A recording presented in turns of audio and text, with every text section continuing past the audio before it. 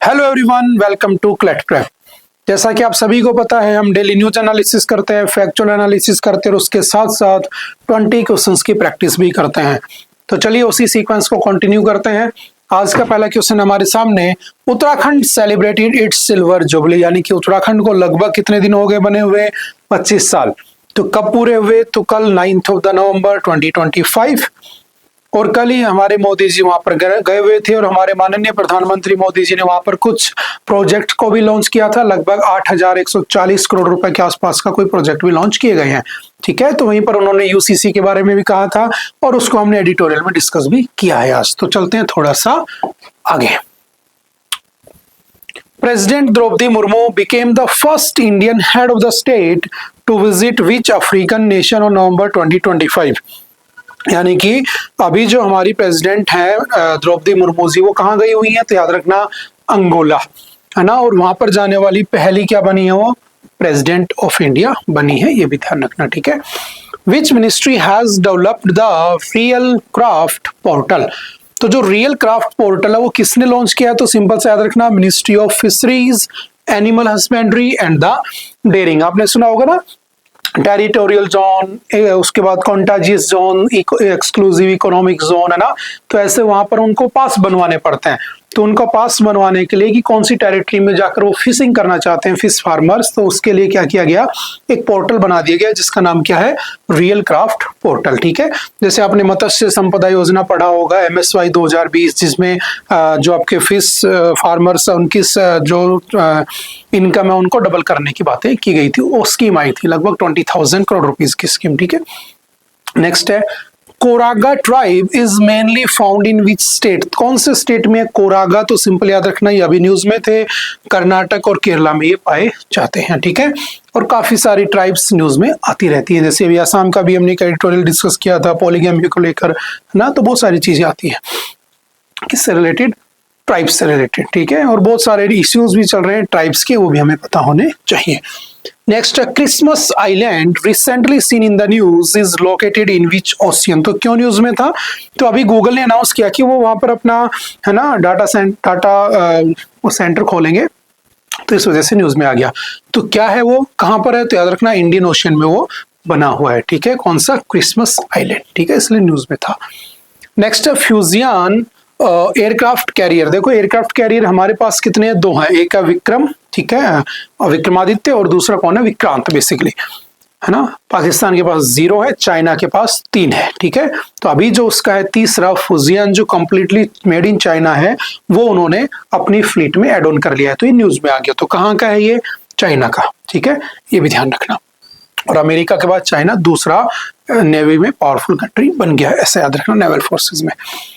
Which agency in India is responsible for the investigation of civil aircraft accidents and the incident? एक editorial हमने discuss किया था, जो plane crash हुआ था ना अहमदाबाद में, उसको लेकर। तो उसी के ऊपर ये क्वेश्चन है, जस्ट कौन उसको चेक करता है? तो याद रखना, bureau of civil aviation security, BCS। अच्छा, किसकी बात कर रहा है? सिविल एविएशन की। तो कौन सा हो जाएगा आपका basically aircraft accident investigation bureau, AIB, इसको क्या करता है? चेक करता है। Option number C is the right answer. Which of the following is responsible for maintaining security? Security के लिए कौन सा हो जाएगा? तो आपका इस बार हो जाएगा ब्यूरो ऑफ सिविल एविएशन। ठीक है, security. Option number C is the right answer. ठीक है। और यहाँ पर कौन सा था? Aircraft accident investigation bureau, AIB, और उसका कौन सा हो जाएगा? BCS। हम ऑलरेडी इसको डिस्कस कर चुके हैं।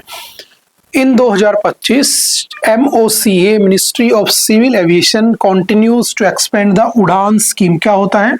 तो उड़ान स्कीम याद रखना 2017 में आई थी। इसका सिंपल सा मतलब है उड़े देश का आम नागरिक। क्या नाम है? उड़े देश का आम नागरिक। अब फिर कहोगे सर इसे हिंदी में क्यों रखा गया? बिकॉज आर्टिकल 343 है ना, हमारी गवर्नमेंट का टारगेट रहता है हिंदी को प्रमोट किया जाए। तो उड़े देश का नाम नागरिक, मोदी जी ने कहा था कि उनकी इच्छा है कि हवाई चप्पल पहनने वाला भी हवाई सफर करेगा। तो उसी पर्पज से स्कीम को लागू किया गया था। काफी साल इसको पूरे हो गए हैं। तो पूछ रखा है क्यों आई थी? तो जस्ट याद रखना, to enhance affordability and connectivity to the regional airports. ठीक है, इसको करने के लिए किया गया था। Which international organization sets global standards for aviation safety followed by the DGCA and AAIB? तो कौन सा होगा? तो ये भी हमने डिस्कस किया, तो option number C ICAO is the right answer.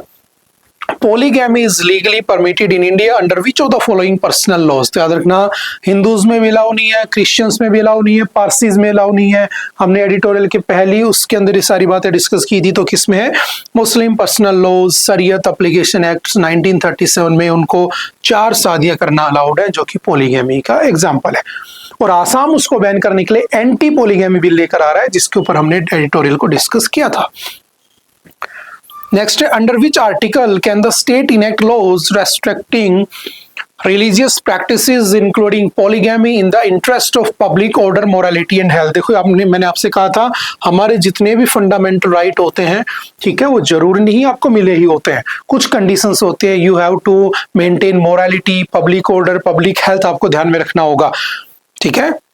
जैसे आपको freedom of speech and expression है, ठीक है, आर्टिकल 19 के फर्स्ट के ए में आता है और वो फंडामेंटल राइट है। बट इसका मतलब ये नहीं आप कुछ भी बोलोगे, दंगे करवा दोगे, देश की इंटीग्रिटी सोवरेनिटी के ऊपर बोलोगे, नहीं, आपको अलाउ है बोलना, ठीक है, freedom to speech and expression है, बट सम कुछ रेस्ट्रिक्शंस होती हैं, समझ गए।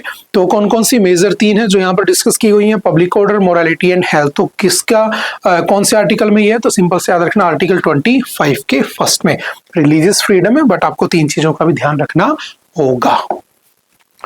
The Assam government 2023-2024 formed an expert committee to examine whether the state has the power to ban polygamy. This power mainly arises from which constitutional source? याद रखना, ये power देखो वैसे तो नहीं कर सकता है बिकॉज सेंट्रल लॉज बने हैं, बट कहां से पावर आती है कि वो कर सकता है? तो वो है शेड्यूल नंबर 7 और उसके कॉन्करेंट लिस्ट में इसका जिक्र है, जिसके ऊपर स्टेट और सेंटर दोनों को उसके ऊपर लॉज बनाने की परमिशन होती है, ठीक है। Which of the following states has recently linked anti-polygamy legislative efforts with the move towards implementing a uniform civil code at the state level? तो इसका भी आंसर क्या हो जाएगा? असम, ठीक है। हालांकि यही न्यूज आज ज्यादा हाईलाइटेड है हर न्यूज़पेपर में, ठीक है। Aditya L1 mission is primarily design to study, किस लिए गया था? तो ये गया था आपका sun's, corona and solar activity. जो outer most layer of sun होती है उसे हम कोरोना कहते हैं, और उसकी स्टडी करने के लिए हमने आदित्य L1 को भेजा होता है, लैग्रेंज पॉइंट 1 पर रखा हुआ है जो, ठीक है। Which launch vehicle was used to launch the Aditya L1 mission? तो ये हमने इसरो DRDO में डिस्कस किया हुआ है, कौन सा है?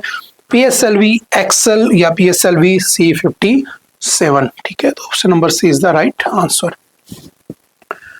Coronal mass ejection primarily consist of, किसका बना होता है? तो सिंपल से याद रखना, large expulsions of plasma and magnetic field from the sun's corona, ठीक है। उससे क्या बना होता है आपका? कोरोनल मास इजेक्शन, ठीक है। VELC क्या होता है? Visible emission line coronagraph instrument on board Aditya L1 is mainly design to study. ये क्या स्टडी करने के लिए आया है? तो सिंपल से याद रखना, visible light signature of the solar corona, इसके लिए हमने VELC को लगा रखा है, ठीक है। द पंच मिशन जो कि नासा ने भेजा है वो किसके लिए गया है? तो सेम वही, किसके लिए? To study the outer solar corona out and solar wind formation using the small satellites. वही कोरोना की स्टडी करने के लिए हमारा आदित्य L1 था, उनका पंच मिशन है, बस ज्यादा डिफरेंस नहीं है। Nutrigenomics primarily studies the relationship between, ये भी हमने डिस्कस किया था कि न्यूट्रिशनल फूड होना कितना जरूरी होता है ना। तो याद रखना, सिंपल सा कौन सा है, किसकी स्टडी को कहते हैं? इसको कहा जाता है genes and nutrients affecting individual health outcomes, ठीक है। कि इंडिविजुअल के अंदर जो जीन्स होते हैं वो न्यूट्रिशन के साथ साथ कैसे काम करते हैं, उसकी स्टडी को क्या कहा जाता है आपका? तो सिंपल से याद रखना, न्यूट्रीजेनोमिक्स कहा जाता है। चलते हैं थोड़ा सा आगे। ओके, आई थिंक आज के लिए इतना ही है। आई होप कि आपको बातें समझ में आई होंगी। फिर भी अगर किसी तरह का डाउट रहता है तो आप एनी टाइम आकर मिल सकते हैं, पूछ सकते हैं, अपने डाउट को क्लियर कर सकते हैं। ओके, बाय बाय, मिलते हैं फिर दोबारा किसी नेक्स्ट लेक्चर में। Okay, thank you, have a nice day.